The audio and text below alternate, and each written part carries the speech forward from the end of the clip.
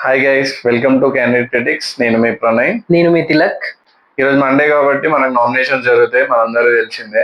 ఆ ప్రాసెస్ ఎట్లా జరిగిందో మనకు తిలక్ చెప్తాడు.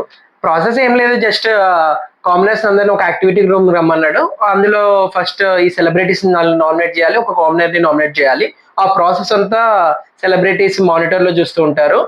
కామనర్స్ అందరు మంచి పాయింట్స్ పెట్టారనిపించింది ప్రణయ్. వాళ్ళ గేమ్ అనలైజింగ్ స్కిల్స్ కానీ అవన్నీ చాలా బాగున్నాయి అనిపించింది. వాళ్ళు ప్రతి ఒక్క ఎవరైతే సెలబ్రిటీస్ నామినేట్ చేశారో వాళ్ళకి పెట్టిన పాయింట్ పిన్ పాయింట్ ఉన్నాయి అనిపించింది.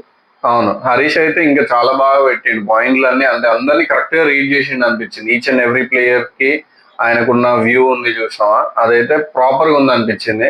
మళ్ళీ శ్రీజ అండ్ ప్రియా మళ్ళీ ఇద్దరు ఓవర్లాప్ చేసుకుంటూనే ఉన్నారు. ఒకటే పాయింట్ మీరు ఇద్దరు చెప్పినట్టు అయిపోతుంది, ప్రతిసారి ఇదే జరుగుతుంది. ఎగ్జాక్ట్లీ. సో అందరు డిస్కస్ చేసుకొని ఫస్ట్ అయితే సంజన నామినేట్ చేద్దామని ఫిక్స్ అయ్యారు. అందులో పవన్ పడాలా తప్ప మిగతా వాళ్ళందరికీ సంజన మీద పాయింట్స్ ఉన్నాయి. మేజర్ పాయింట్ వచ్చేసి సుమన్ శెట్టిని గాజులు వేసుకొని కూర్చున్నావా అని అన్నారు కదా. ఒక అమ్మాయిని డిగ్రేడ్ చేసి మాట్లాడుతున్నావు అని హరీష్ అన్నప్పుడు నువ్వు ఎట్లా మాట్లాడుతావు మళ్ళీ అని చెప్పేసి ఆ పాయింట్ పెట్టారు. అది వ్యాలిడ్ పాయింటే. అవును, ఎగ్జాక్ట్లీ. నాకు కూడా అది అనిపించింది ప్రణయ్. వాళ్ళు వ్యాలిడ్ పాయింట్స్, అన్ని వ్యాలిడ్ పాయింట్స్. సంజయ్ మీద పెట్టిన ప్రతి ఒక్క పాయింట్ వ్యాలిడ్ అనిపించింది నాకు. ఆ నామినేషన్ కూడా కరెక్ట్ అనిపించింది. నెక్స్ట్ సుమన్ శెట్టిని నామినేట్ చేశారు. అతను కొంచెం ఇంకా యాక్టివ్ గా ఉండొచ్చు, స్టాండ్ తీసుకోవట్లేదు. అతను గాజులు వేసుకున్నా ఉన్నప్పుడు ఆయన సైలెంట్ గా ఉంటాడు, మళ్ళీ బయటకు వచ్చి నాకు అందరి దగ్గర నుంచి అపాలజీ కావాలంటున్నాడట. సో ఇవన్నీ అతను స్టాండ్ తీసుకోవట్లేదు అని నాకు కూడా అనిపించింది ప్రణయ్.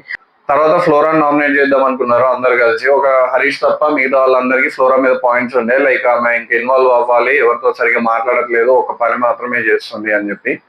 అవును, అదే మొన్న సండే ఎపిసోడ్ లో కూడా బోరింగ్ అన్నప్పుడు తన వెనకకెళ్ళి నేనే నిల్చుంటాను అని అట్లా అనడం వల్ల కూడా తనకు మైనస్ అయిపోయింది. ఎందుకంటే నువ్వే బోరింగ్ అని నువ్వు అనుకున్నప్పుడు మిగతా వాళ్ళకి ఆబ్వియస్ గా బోరింగ్ అనిపిస్తుంది.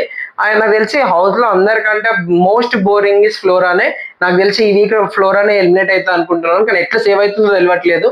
మేబీ ఇన్స్టాగ్రామ్ ఫాలోవర్స్ కానీ పిఆర్ పేజెస్ చాలా ఉన్నట్టున్నాయి ఫ్లోరాకి, అవి బాగా పనిచేస్తున్నాయని అనిపిస్తుంది ప్రణయ్ నాకైతే.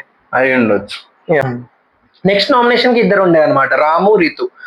రితులో రితుకు వచ్చేసి ప్రతివ్రత శిరోమణులు అని ఏదో అన్నదట. సో దాని మీద శ్రీజ వచ్చేసి అది పెద్ద మాట, దాన్ని నామినేట్ చేద్దాం అనేసి అన్నది. ఈవెన్ రితు కూడా కొన్నిసార్లు ఫ్లిప్ అవుతుంది, లైక్ బయాస్డ్ గా ఉంటుంది అనేసి రితుని నామినేట్ చేద్దామన్నారు. కానీ ఇక్కడ ఆబ్వియస్ గా తెలుసు డెమన్ పవన్ ఆబ్వియస్ గా సపోర్ట్ చేస్తారని. డెమన్ పవన్ సపోర్ట్ చేశాడు కొంచెం రితుకి. అండ్ రాము విషయంలో వచ్చేసి రాము గేమ్ ఆడలేదు, గేమ్ ఆడుంటే బాగుండేది అనేది కూడా ఒక పాయింట్ అనమాట. సో నాకు రెండు కరెక్టే అనిపించినాయి, కానీ యాజ్ పర్ ఓట్స్ ప్రకారం అయితే రితుని నామినేట్ చేశారు. ఇక నెక్స్ట్ మన హరీష్ వచ్చి ప్రియా నామినేట్ చేద్దాం అనుకున్నాడు. కామనర్స్ లో నుంచి ఒకరిని నామినేట్ చేయాలి కదా, సో ప్రియా నామినేట్ చేద్దాం అనుకున్నాడు. ఇచ్చిన పాయింట్ కూడా కరెక్టే, లైక్ తింటున్నప్పుడు కొంచెం చూసుకొని తినండి, మైండ్ఫుల్ గా తినండి అని అనడం ఎంతవరకు కరెక్ట్ అని చెప్పి పాయింట్ పెట్టిండు.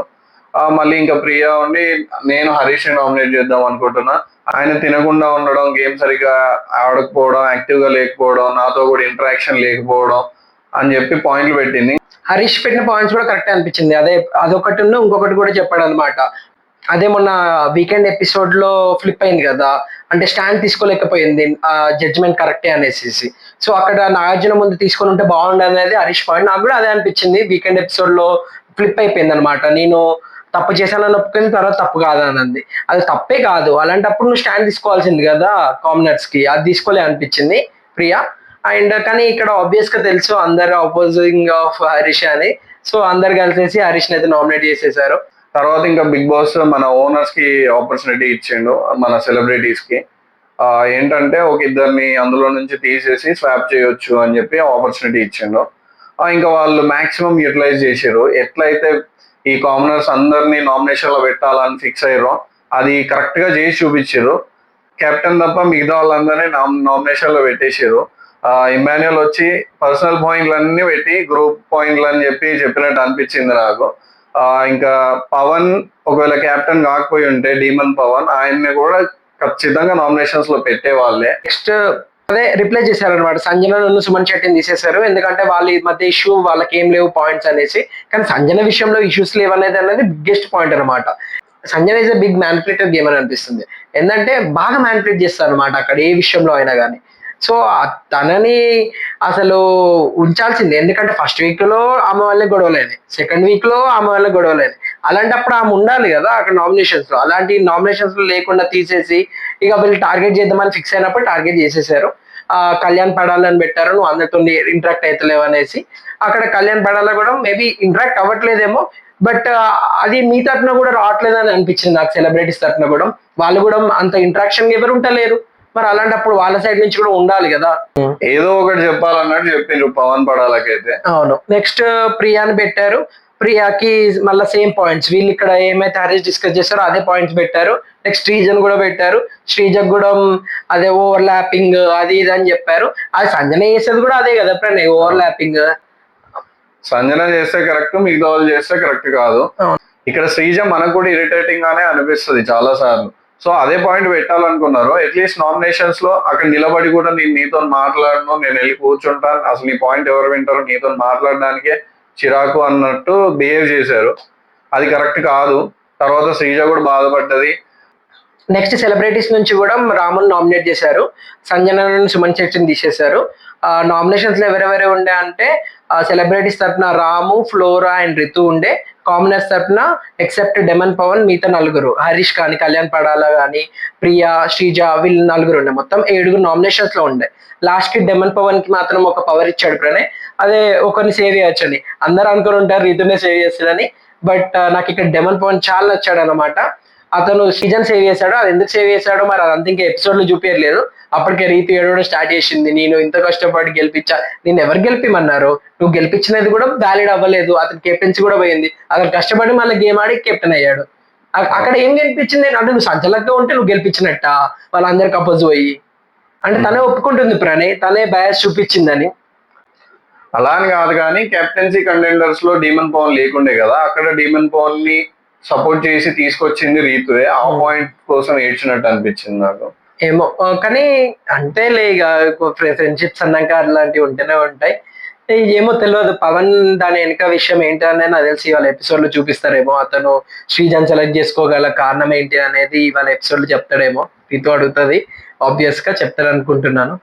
పవన్ చేసింది అయితే కరెక్టే. లైక్ ఎందుకంటే ఇప్పుడు కామనర్స్ లో నుంచి ఒకరినైనా సేవ్ చేయకపోతే మెజారిటీ కామనర్స్ నుంచే ఉండేవాళ్ళు. అందులో రీతుకి వీళ్ళందరికి పాయింట్స్ ఉండే. ఒకవేళ పవన్ కనుక రీతుని సెలెక్ట్ చేసి ఉంటే లైక్ వీళ్ళందరికీ అగ్నెస్ట్ అయిపోయేవాడు. అదొక పాయింట్ ఆలోచించుకొని కరెక్ట్ గా చేసాడు అనిపించింది నాకు తెలిసి. ఇది మన కామనర్స్ కి అయితే బెస్ట్ అయిపోయింది, టెరెట్స్ అయిపోయి. ఎందుకంటే వాళ్ళకు మంచి ఫుటేజ్ దొరుకుతుంది, మంచి కంటెంట్ కూడా ఉంటది. ఇప్పుడు ఓనర్స్ అయిన సెలబ్రిటీస్ ఎట్లా చేస్తారో చూద్దాం. ఇంకా వీళ్ళకంటే దారుణంగా చేస్తారు. సంజన ఇప్పటి వరకు ఒక్క పని కూడా చేయలేదు. ఫస్ట్ వీక్ లో తప్పించుకుంది, సెకండ్ వీక్ లో కెప్టెన్ అయి తప్పించుకుంది, మళ్ళీ ఇప్పుడు ఓనర్ అయిపోయింది. అసలు ఒక్క పని కూడా చేయలేదు. ఆమెకి ఎప్పుడైనా పని వస్తే ఆమె ఎట్లా రియాక్ట్ అవుతుందో చూడాలని కూడా ఉంది ప్రణయ్ నాకు. సంజన పని చేస్తుందో చేయదో అదైతే మనం చూస్తేనే తెలుస్తుంది, ఇంతవరకు పని చేయలేదు కాబట్టి. కానీ ఫుటేజ్ కోసం అయితే చాలా చేస్తుంది. ఈ రోజు కూడా చూసినాం కదా, జైలు దగ్గరికి వెళ్ళి అంత షో ఆఫ్ చేయడం, అవన్నీ మనకు చూస్తేనే అర్థమైపోతుంది కేవలం ఫుటేజ్ కోసమే చేస్తుందని.